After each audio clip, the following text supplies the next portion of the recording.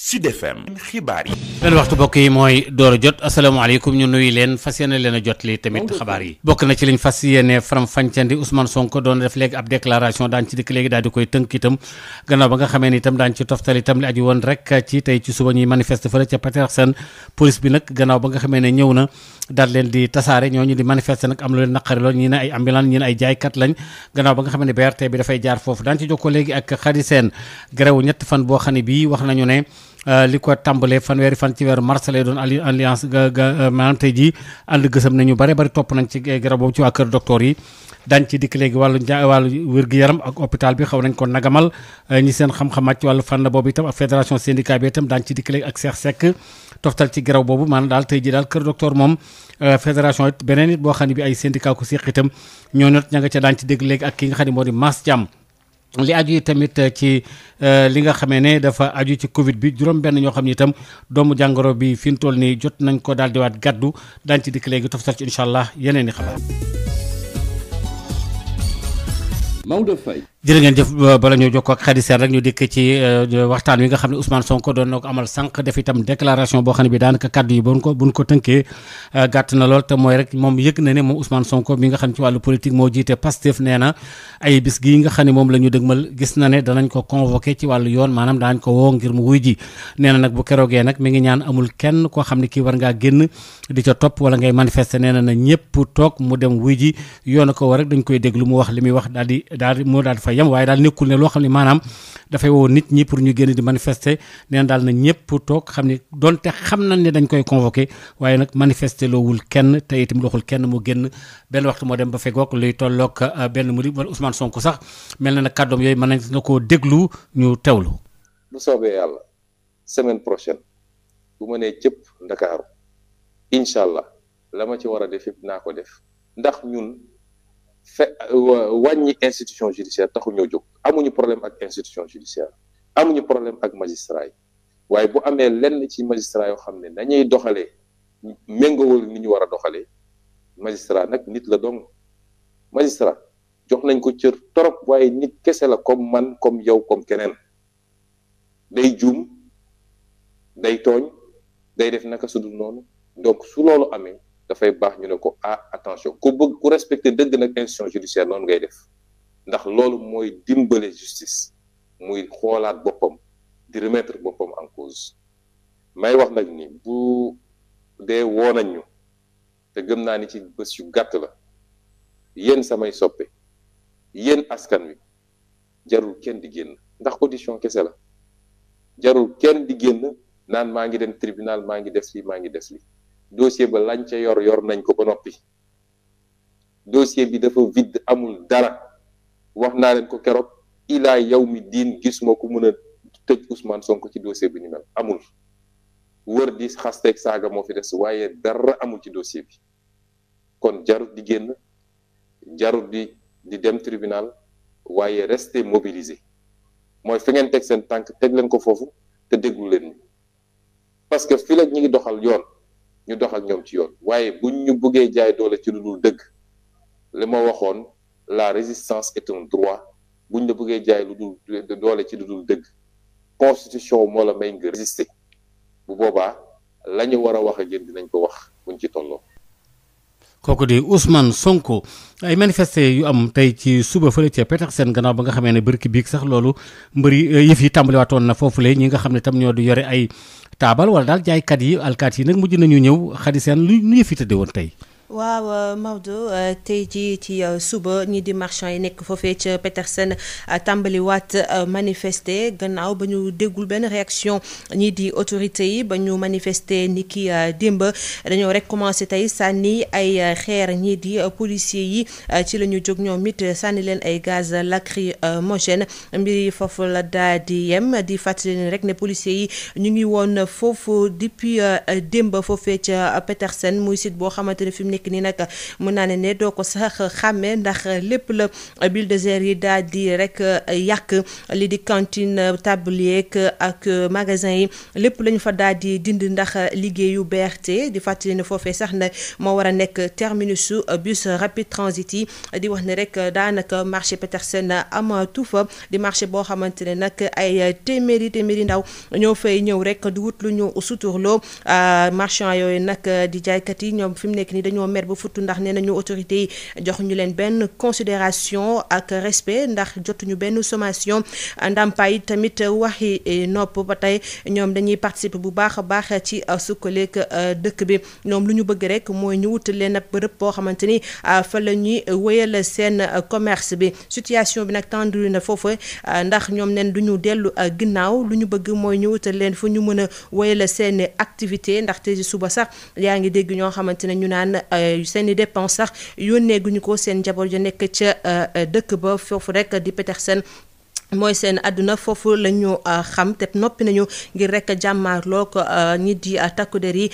bu ñu andiwul rek saafara fi mu nekk nii nag situation bi maîtriser nañ ko waaye nag mën a dégénérer ci waxtu bu nekk ndax ñoom dañoo taxaw temm ne foofu rek ñu wutal leen fu ñu nekk du ñu toogee noonu di banque seen yoxo foofee ci Petersen na nga xamante ni ferrailleurs yi tàmbali nañoo ñëw tamit ci bërëb ba di wut foofu ay fer moo dafay li lañ fa mën a jàpp. ok jërëjëf Khady Sène kon benn waxtu moo dem ba feggoog li tolloog juróom benn minute grève bi nga xam ne tam ñetti fan yàlla li ko tàmbalee tey ji fanweeri fan ci weeru mars lay doon ànd gësëm nag ñoo ko amal ñoom nag mel na ne am na lu ñu waxtaanoon ay protocole lu ñu xaatimoon ca atum 2018 ba léegi looloo leen metti daa mel na saafara rotagu ci mbaalo ji ci am jokkoo ci Xabsa Ilman woon. hôpitaux yi daal yëpp taxaw nañu ay quelques urgences la ñuy def comme ni ñu ko waxee ak service minimum wante poste de santé yi daal def naa ci dëkk bi yëpp mën nañu junni ak juróomi téeméer def naa ni li ci ubbi daal 100 téeméer centre de santé yi tamit noonu grève bi daal maase na suñu camarades yi nag def nañ ay quartiers généraux ci booru structure yi pour xool bu fekkee am na ay problème ak yooyu nan lañ koy régler mais daal li am solo daal mooy boo demee Dantec doo fekk kenn Abbas Ndao ak yeneen hôpitaux yi Baudouin tout ça là boo demee Yes Mbargane foo mën a dem daal kenn liggéeyul ak intérieur bi donc loolu lañ ci mën a wax daal. Mballo Dia Thiam mën nga ñu fàttali lan mooy seen i tawat. waaw ñun ànd gësëm ñun commencé woon nañu di waxtaan ak nguur gi ci suñu plateforme yooyu depuis mai 2021 boobu ba léegi ñun dañoo bëgg mu signer protocole bi te ñi li ñuy wax yëpp mi ngi buñ ko signer mi ngi ci biir protocole yi ba mu des mbirum payoor yi nag mooy ñaareel ponk bi nañu ubbi négociation ci payoor yi comme niñ ko defalee jàngalekat yi ak ñeneen daal ñun lii la ñu am wala lan ngeen bëgg ñu ne lii lañ mën loolu mooy point yi nga xam ni ci la ñuy topp ci ginnaaw gouvernement boobu léegi ba tax ñu war a grève nii. dañoo nagamal wàllu faj mi tey jii moom daanaka lu bare bari doxul F2S sax ne daal ñoom itam kët état bi dafa war a wekk lépp loo xam ni waxoon nañu ko ci wàllu wér-gi-yaram Cheikh Seck nee na état bi loolu la ñu war a def ñu déglu ko ci micro Xabsa Ilman. tey nekkoon nañu ci grève bu ñetti fan tey la commencé suba ak ginnaaw suba li nga xam ne nag vraiment jot nañ ko ci sunu camarades yi ñu wax ko ak ñi nga xam ne ñun visité nañ ko dal na sunu xel. parce que bu dee fii ci Dakar ci hôpital amul benn hôpital boo fiy dem waxuma la rek hôpital bi mais service booy dem yoo xam ni bu weesoo service d'urgence fonctionné na maanaam am na service yoo xam sax pratiquement da leen a tëj amul benn activité boo xam ne def nañ ko même am na yu ci bëri ci ay programme opératoire yoo xam ne dañ ko laloon pour test ko dañu obligé programme yooyu ñu soit ñu différé ko wala yenn yi ñu annulé ko loolu lañu constaté ci région yëpp muy région Diourbel où jot nañ sunu camarades yi loolu la ñuy wax xëy na seen correspondant ba fa nekk dina la wax la situation ba fa nekk loolu la ñu constaté aussi à Tambacounda où jot nañ camarades yi muy Linguère donc tey jii li ñu mën daal wax ni mot d'ordre bi daal vraiment ça a été largement suivi et les structures ont été paralysées mais loolu du lu ñu gënal bu ñu sañoon ñu lii arrêté parce que xam nañ ne bu continuer dina am conséquences yoo xam ni kenn mënu koo mesurer te ñun bëgguñu egg foofu c'est le moment nag l'État mu mën a teel a woo nit ñi ñu waxtaan ak ñoom ñu trouver des solutions par rapport à nos revendications pour l'intérêt de la population mais pour intérêt système socio-sanitaire. li aju ci wàllu grève bi ba léegi ci la ñuy desandi fédération mbootaay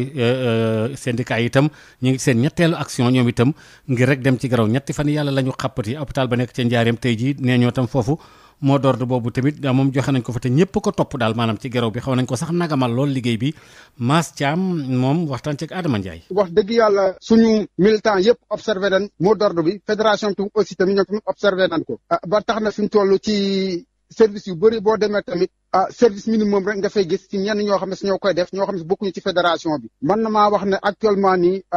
l'hôpital régional de Diourbel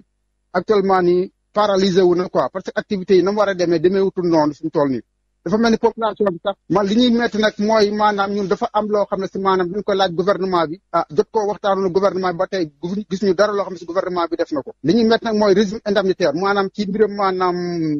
koppar yeeg yooyu loolu daal am na loo xam ne jotoon nañ cee waxtaan ak gouvernement bi te li ñu jotoon a waxtaan ak moom ba tey ñu tënkoon ko mais ba tey ministère de la santé appliqué wuñ ko jëfee wuñ ko mu doon régime indemnitaire et régime indemnitaire dañu doon laaj maanaam dañoo bëggoon bu sañoon maanaam au niveau des établissements publics de santé li ñuy wax NEPAD motivation nationale ñu jox ko ñëpp parce que dañu gis na fi ñu toll ni motivation nationale dafay am benn partie bu koy am ak benn partie boo xam ne si duñ ko am waaw gis nañ tamit Covid bi nga xam ne moo fi jaaroon tamit dafa am ñoo xam ne si dañ leen a fay Covid muy indemnité 50 000 boo demee ci centre de santé fi mu ne ay district ASC ya fa nekk joxuñu leen dara kon loolu fi mu toll benn équité bu mu am bëgg nañ tamit ci prime indemnitaire yi indexation prime ak ñu dañoo bëgg na maanaam suñu prime yi nga xam moom la ñu am ci suñu bulletin de salaire mu ngi doon ay prime de risque ak yeneen yoo xam ne si avantage yu nekk boo demee retraite nga mën ko yóbbaal parce que ñëpp xam na tey boo demee retraite ci boppam risque daf lay topp te loolu gouvernement bi après daf koy dindi. loolu lépp ñoo ko du ñàkk ñu del seet ci wàllu gerew bi ndax yaatu na lool nañu tey yi ci biir Sénégal gannaaw ba benn wax demee ba tolloog fukki minute ak benn rocc gi ñu rocc licence su grande pharmacie bi nekk Dakaroise bi loolee itam te ñu ne daal ministre bi ñu dénk wala ministère bi ñu dénk wala wér-gu-yaram ak action sociale ñoo ko wax ànd ci dem ak i kilifa ñu ne daal dogal boobu tribunal bi nag fanweer fan ak benn ci weer wii la ci fas yéene daal di yàbbi syndicat pharmacie yi nag ñoom ñu ngi naqarlu loolu ne complot moo ci am te jaaduwul itam docteur Assane Diop doon jëloog taskatu xabaar yi ñoom ci waa syndicat pharmacien yooyu lay waxtaan ci ak Babacar Samb. dañu jot information comme quoi directeur de la pharmacie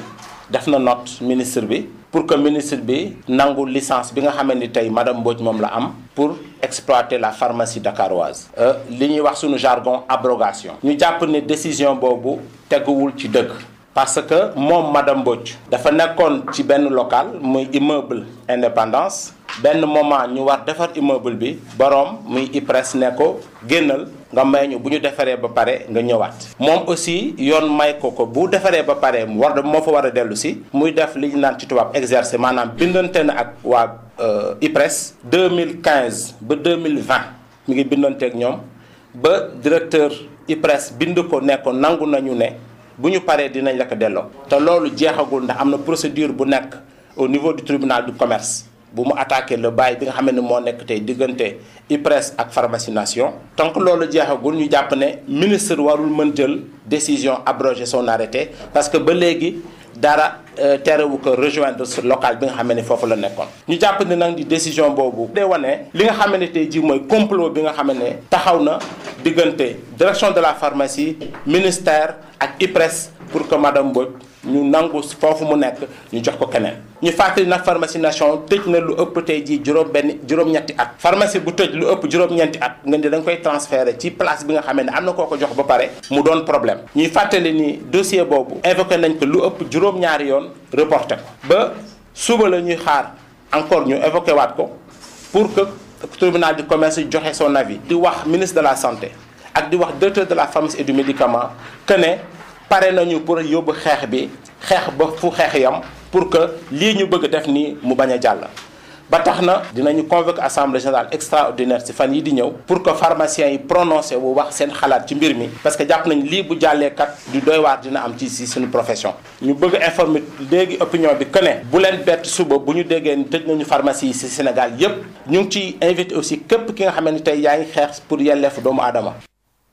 ci wàllu Covid bi juróom-benn ñoo xam ne ñoo gàddu doomu jàngoro ji benn xaymaa junni ak téeméer ak juróom-ñett fukk ak juróom-benn ñaar ñi moom daanaka dañu leen a jéggaale indi ci biir réew mi fële ci aéroport la ñu tàbbee kenn ki contact la ñett ñi wàllante ci biir askan wi fanweer nit ak benn ñoo nekk ci loxoy waa kër docteur ñu dem ci wàllu tàggat yaram kon Odile ñu dem ci tàggat yaram. jërëjëf Maodo Faye tàggat yaram bi football ak qualification Sénégal ci coupe du monde Qatar 2022 bi moo ci gën a fës. Sénégal nag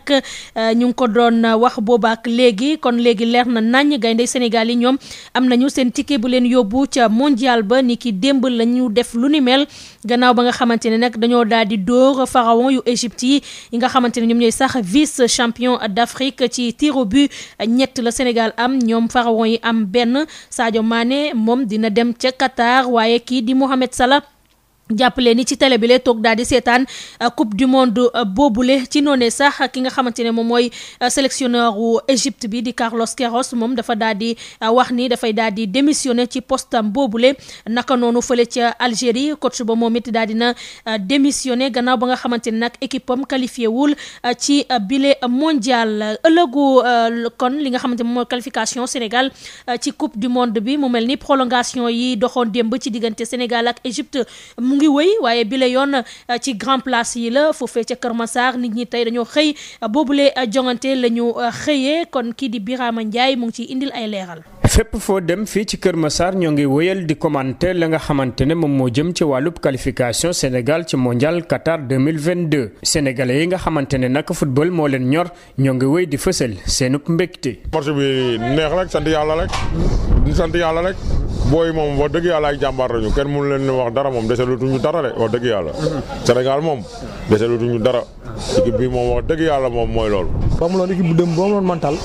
li am démb du ko am kon équipe bi gis nañ ci maturité bu mat ak mental ba. waaw match bi comme ni lañ ko gisee rek liñ soxla moom lañ Aliou Cissé defal di féliciter Sénégal yëpp peuple bee gagné. lu aaju ci plainte ba nga xamante ne nag égyptiens yi def nañ ko ci fédération sénégalaise bu ëmb ci wàllub football sénégalais yi ñu tasel ñoo ngi sàkku ci égyptiens yi ñu daal di nangu dogal. waaye plainte bi naar yi ñoom plainte bi moom mooy loolu rek nañ fair play rek football la ba ñu gagné ñun waxuñu ay waxu plainte te légère yeeg affaire yi ñoom la njëkkee te ñun kaasuñu ñu ñëw fii ma ale boo gis am na retour ñoom dañoo waroon lebal lu baax ale bi kon bu ñu ñëwee dañ leen di teertu fii Sénégal la pays teranga la bu ñu lebaloon lu baax ale ba bu ñu ñëwee retour dañ leen di fay lu baax mais ñoom ñoo ñu lebal ay légère ñu ñëw fii ñu fay leen ay torche waaw mais loolu bu ñu mer nañ fair play rek waaw te gëm yàlla xaar beneen coupe du monde jaajëf. ñu fàttali leen ne ci stade Abdoulaye Wade bëri woon na ay supporters ya nga xamante ne dañoo yoroon ay laser daal di ko jëmal ci kanamu pharaon yi sénégalais nag bu ñu sukkandikoo ci ñoom jàpp nañ ne dañoo fay naar bi xoromam. Sénégal ca coupe du monde naka noonu Ghana Cameroun Maroc ak Tunisie juróomi dëkk yi nga xamante ne ñoom ñooy teewal Afrique ci bile coupe du monde zone Europe bi nag jàppale ni fu mu toll nii am nañu fukk ak ñaari qualifié amagum nañu fukk ak ñaari équipe yi nga xamante ne ñoom ñoo qualifié Allemagne la Angleterre. Belgique, Croatie, Danemark, Espagne, France, Pays-Bas, Portugal, Pologne, Serbie ak Suisse jamono ji nag fële nga xamante ne moom mooy ca Asie ñoom juróom la ñu am Arabie Saoudite, Corée du Sud, Iran, Japon ak ki nga xamante ne moo fas yéene dalal xew moomule di Qatar fële ca Amérique du Sud jàppale ni nag Argentine la ñu ci am Brésil, Équateur, Uruguay kon nag lu jëm ci yooyu le dëkk yi nga xam ne ñoo qualifié toll nañ ci ñaar fukk ak juróom-ñaar ci fanweer ak ñaar yi ñu war a nekk kon fi mu ne nii mu ñu jàpp ni juróomi nation ñoo des ngir rek daal di complété lii di dëkk yi nga xamante ne ñoom ñoo qualifié ci mondial Qatar 2022 ñu fàttali rek ni tirage au sort bi les coupe du monde daañu ko amal ni ki àjjuma bi ñu dëgmal ca Doha foofee ca Qatar gannaaw nag ba nga xamante ne nag qualifié nañu ba noppi dañuy daal di dem nag ci lu jëm ci wàllum waajtaay bi les ñaar fukk ak ñaareelu édition coupe du monde bi Sénégal moom dina am li nga xamante ne moom mooy jongante yu éliminatoire coupe d'Afrique des nations ñu amal ca Côte d'Ivoire ñoo ko amal atum 2023 éliminatoire yooyu nag Sénégal dina doon porox ndol ci moom ngir rek mu daal di waajal bu baax a baax lii di coupe du monde bi li lu ni mel kii di taskatu xabaar bi di Mamadou Koumé moo ñu ko biral dañ koy teewlu. équipe bi tournoi wu coupe du monde bi novembre décembre day fekk ñu nekk ci pleine saison